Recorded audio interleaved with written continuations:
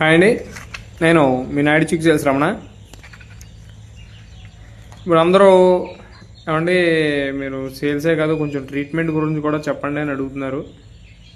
అయితే దాని గురించి కూడా కొంచెం ఇక అని చెప్దాం అనుకుంటున్నాను.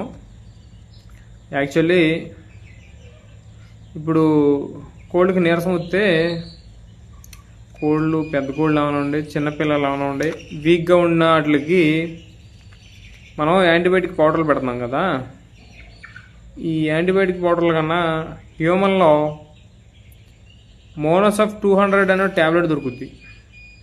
దాంట్లో 2 రకాల కాంబినేషన్ ఉంటుందండి. మీకు చూపిస్తాను చూడండి.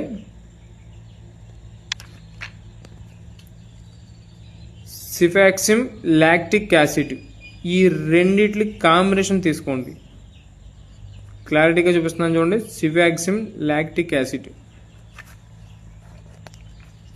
ఈ రెండిట్ల కాంబినేషన్ తీసుకుంటే మీకు